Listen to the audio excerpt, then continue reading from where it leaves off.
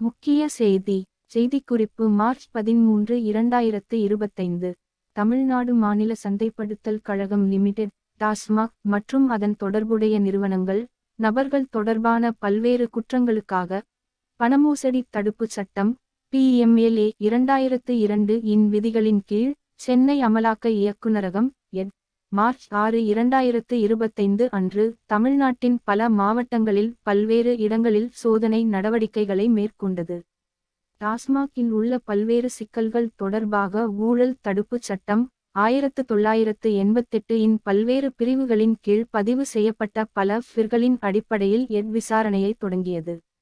இந்த ஃபிர்கள் உண்மையான MRP-ஐ விட அதிகமாக வசூலிக்கும் டாஸ்மாக் கடைகள், விநியோக ஆர்டர்களுக்காக டாஸ்மாக் அதிகாரிகளுக்கு லஞ்சம் வழங்கும் டிஸ்டில்லரி நிறுவனங்கள், சில்லறை விற்பனை நிலையங்களில் இருந்து லஞ்சம் வசூலிப்பதிலும் டாஸ்மாக் ஊழியர்களை பணியமர்த்துவதிலும் டாஸ்மாக் மூத்த அதிகாரிகள் ஈடுபட்டுள்ளனர்.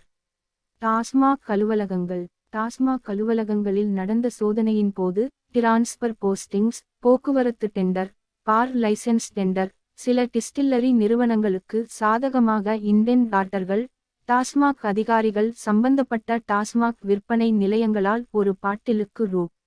10 முதல் 30 வரை அளவுக்கு அதிகமாக வசூலிக்கப்பட்டதற்கான குற்றவியல் தரவுகள் மீட்கப்பட்டுள்ளன.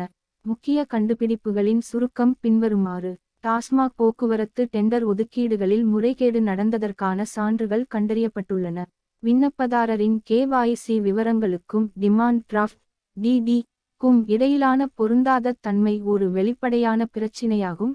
இது இறுதி வெற்றிகரமான ஏலதாரர் விண்ணப்ப காலக்கெடுவிற்கு முன்னர் தேவையான டிடியை கூட பெறவில்லை என்பதை குறிக்கிறது. கூடுதலாக, இறுதி ஏலத்தில் ஒரே ஒரு விண்ணப்பதாரர் மட்டுமே இருந்தபோதிலும் டெண்டர்கள் வழங்கப்பட்டன. டாஸ்மாக் டிரான்ஸ்போர்ட்டர்களுக்கு ஆண்டுதோறும் ரூ. 100 கோடிக்கு மேல் செலுத்தியது. டாஸ்மாக் பார் உரிம டெண்டர்களை ஒதுக்கியதில் டெண்டர் நிபந்தனைகளில் ஏற்பட்ட மோசடி தொடர்பான சான்றுகள் கண்டறியப்பட்டன.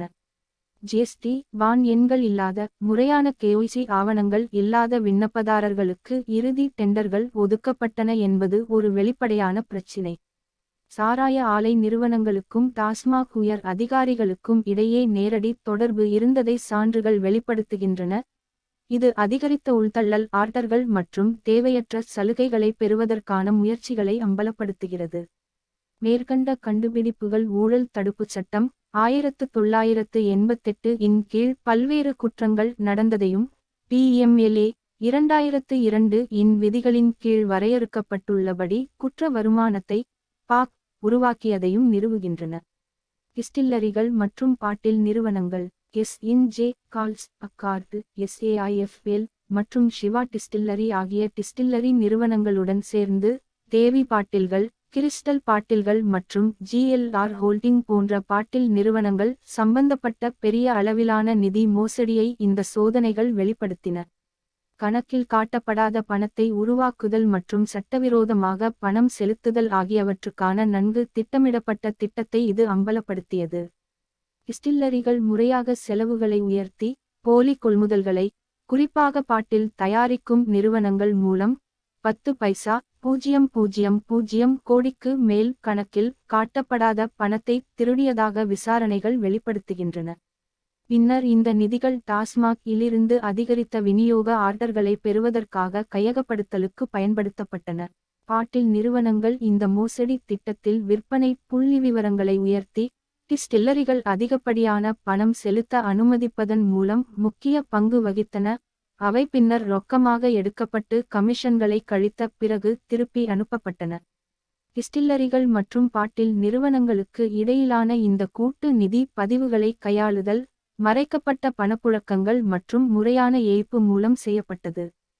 கணக்கில் காட்டப்படாத பணம் வேண்டுமென்றே பெருக்கப்பட்டு போலியான செலவுகள் மூலம் உருவாக்கப்பட்டு, பின்னர் பெரும் லாபத்தை ஈட்டும் நோக்கங்களுக்காக பயன்படுத்தப்பட்ட ஒரு வலையமைப்பை இந்த கண்டுபிடிப்புகள் உறுதிப்படுத்துகின்றன. மேலும், டாஸ்மாக், டிஸ்டில்லரி மற்றும் பாட்டில் தயாரிப்பு நிறுவனங்களுடன் தொடர்புடைய ஊழியர்கள், கூட்டாளிகள் மற்றும் டாஸ்மாக் தொடர்பான சட்டவிரோத விவகாரங்களில் பிற முக்கிய கூட்டாளிகளின் பங்கு ஆராயப்பட்டு வருகிறது. மேலும் விசாரணை நடந்து வருகிறது.